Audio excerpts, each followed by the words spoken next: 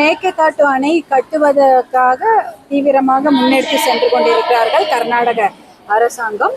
தமிழ்நாட்டில் நம்ம சட்டமன்றத்திலேயே தீர்மானமும் போட்டிருக்கோம், மேகதாட்டு அணையை கட்டக்கூடாது, காவிரி படுகையில் எந்த ஒரு கட்டுமான பணியும் நடைபெறக்கூடாது என்ற தீர்மானங்களை ஒருமனதாக கட்சி பாகுபாடின்றி அனைவரும் ஒத்துக்கொண்டு தீர்மானம் போட்டிருக்கிறார்கள். இப்போ பார்த்தீங்கன்னா டெல்லியிலையும் அதாவது பாராளுமன்றம் நடந்து கொண்டிருக்கிறது. அங்க மருத்துவர் அன்புமணி அவர்கள் நிறைய முக்கியமான கேள்விகளை மேகதாட்டு சம்பந்தமாக அவங்க கேட்டிருக்காங்க. அந்த கேள்விக்கு தான் இன்றைக்கு அமைச்சர்கள் பதில் சொல்லியிருக்கிறாங்க. ஒரு கேள்விக்கு ஒரு அமைச்சர் சொல்லியிருக்காரு, upper riparian states, lower riparian states, அதாவது கடைமடை மாநிலங்களோ இல்லை அந்த முதல்மடை மாநிலங்கள்லாம் எதையாவது கட்டணும் என்றால் அந்த காவிரி படுகையிலையோ இல்லை எந்த ஒரு நதிநீர் படுகையிலையோ முதல்மடை மாநிலங்கள் ஏதாவது கட்டணும்னா கடைமடை மாநிலங்கிட்ட அனுமதி வாங்க வேண்டும் என்ற ஒரு சட்டம் இருக்கிறது. ஆனா அந்த சட்டத்தை கர்நாடக அரசு காப்பாற்ற போகிறதா இல்லையான்னு ஒரு கேள்வி எழுப்பியிருக்கிறாரு. அப்போ அமைச்சர் பதில் சொல்லியிருக்காரு, கடைமடை மாநிலங்களுடைய அனுமதி தேவையே இல்லை, தேவையில்லாம கட்டலாம் அப்படின்னு ஒரு அமைச்சரே பதில் சொல்லியிருக்காரு. இந்த கேள்வியை நம்ம எழுப்பலைன்னா அந்த பதில் அவர் கொடுக்க போறது இல்லை. அப்படிப்பட்ட அது சட்டத்துக்கு புறம்பான ஒரு விஷயம். எந்த ஒரு நதிநீர் படுகையிலையும் எந்த ஒரு தடுப்பணையோ இல்ல கட்டுமான பணியோ டேமோ கட்டும் பொழுது கடைமடை மாநிலங்களுடைய அனுமதி இன்றி எதையுமே கட்டக்கூடாது என்பது சட்டம். அதை அந்த அமைச்சர் இல்ல வாங்க தேவையில்லைன்னு சொல்லிட்டார். ஆனால் இன்றைக்கு மதியம் இன்னைக்கு ஒரு கேள்வி, அதுவும் மருத்துவர் அன்புமணி அவர்கள் ஒரு முக்கியமான கேள்வி எழுதியிருக்கிறாங்க. மேகதாட்டு அணையை கட்டுவதற்கு டிபிஆர், டீடைல்டு ப்ராஜெக்ட் ரிப்போர்ட், அதாவது அந்த ப்ராஜெக்ட் ரிப்போர்ட்டை கொடுப்பதற்கு அனுமதி இருக்கிறதா, கர்நாடக அரசுக்கு நீங்க அனுமதி வழங்கி இருக்கிறீங்களா மத்திய அரசாங்கம்னு கேட்கும் பொழுது நீர்வளத்துறையோட இணையமைச்சர் பதில் சொல்லியிருக்கிறாரு, காவிரி நதிநீர் ஆணையம் அப்படிப்பட்ட டிபிஆருக்கு கர்நாடக அரசுக்கு அனுமதி தரவில்லை. அதே போல நீர்வளத்துறை சென்ட்ரல் கவர்மெண்ட் அரசும் மத்திய அரசும் இப்படிப்பட்ட ஒரு டிபிஆர் கொடுப்பதற்கு, டிபிஆர்னா detailed project report for Mekedatu dam, அனுமதி தரவில்லைன்னு பதில் சொல்லியிருக்காங்க. அப்படின்னா மேகதாட்டு டேமுக்கு அந்த மாதிரி ஒரு பூர்வாங்க அனுமதி கூட கிடையாது அப்படின்னா மேகதாட்டு டேமை பத்தி பேச வேண்டிய அவசியமே இல்லை. மேகதாட்டு டேம் விட்டுடுங்க, 4-5 டேம் அங்க கட்டியிருக்கிறாங்க கர்நாடக அரசுல.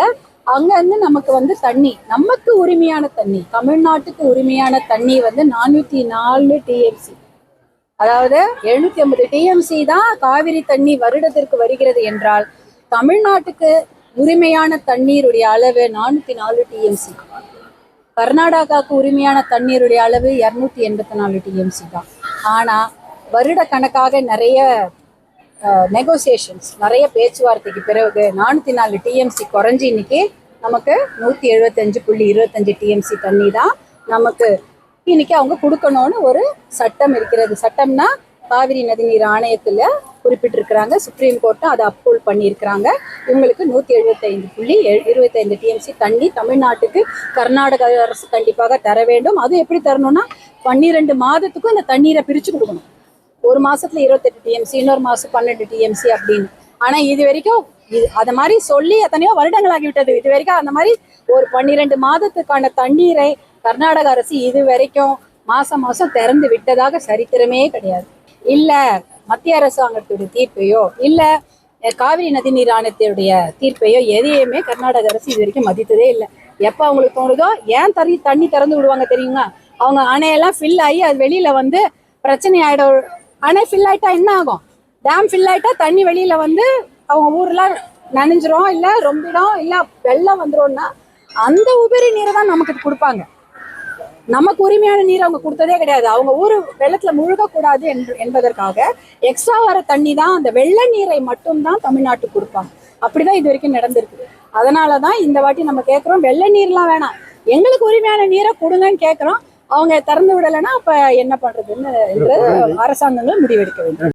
தலைவர் மருத்துவர் அன்புமணி என்ன சொல்லியிருக்காங்க, ஒரு அனைத்து கட்சி கூட்டத்தை கூட்டுங்கள், எல்லாரோடையும் சேர்ந்து ஒரு விவாதிச்சு ஒரு நல்ல முடிவு எடுத்து அதற்கு பின்னாடி நம்ம என்ன பண்றதுன்னு மாணிக்க தாக்கூர் அன்புமணி ராமதாஸுக்கு ஏதோ பயிற்சி தேவைப்படுது, அவரு கொஞ்சம் நிறைய கத்துக்க வேண்டியது இருக்கு அப்படின்னு சொல்லிட்டு இங்க இருக்கிற காங்கிரஸ் தலைவர் சொல்லியிருக்காங்க. அதை நீங்க எப்படி பாக்குறீங்க? இவர் ஒரு முன்னாள் சுகாதார அமைச்சராக இருந்து பணியாற்றி மருத்துவர் அன்புமணி அவர்கள் பசுமை தாயகம் தலைவராக பல காலம் பணியாற்றி இருக்கிறார். அதுவும் வந்து நீர் வளம், நீர் மேலாண்மை பற்றி நிறைய விஷயங்களை வந்து ஒரு ஆராய்ச்சி செய்யக்கூடிய அளவுக்கு அவருக்கு நிறைய விஷயங்கள் தெரியும். எந்த ஊர்ல எந்த தண்ணி, எந்த காவேரியா இருக்கட்டும், வைகையா இருக்கட்டும், பாலாறாக இருக்கட்டும், எல்லாமே தாமிரபரணி, எல்லாவற்றை பற்றியும் அது எந்த பகுதியில் வருகிறது போன்ற நிறைய விஷயங்கள் அவருக்கு நன்றாக அதில் வந்து ஒரு ஆராய்ச்சி படிக்கக்கூடிய அளவுக்கு ஒரு பிஹெச்டி தெரியும் அவருக்கு. அதனால அவருக்கு இந்த விஷயத்தை பற்றி நிறைய விஷயங்கள் தெரிஞ்சிருக்கிறதுனால அதை பற்றி நிறைய அவருக்கு புரிதல் இருக்கு. நிறைய பேசுறதுக்கும் நீங்கள் பார்த்தீங்கன்னா மீட்டிங்கில் வந்து நிறைய தரவுகளை வைத்து தான் அவர் பேசுவார். எதுவுமே ஒரு பேஸ்லெஸ்ஸாக, தரவு இல்லாமல் அவர் ஒரு ஸ்டாட்டிஸ்டிக்ஸோடைய பேஸ் இல்லாமல் அவர் பேசியிருக்கவே மாட்டார். அதனால் அதில் உண்மைத்தன்மை நிறைய இருக்குது.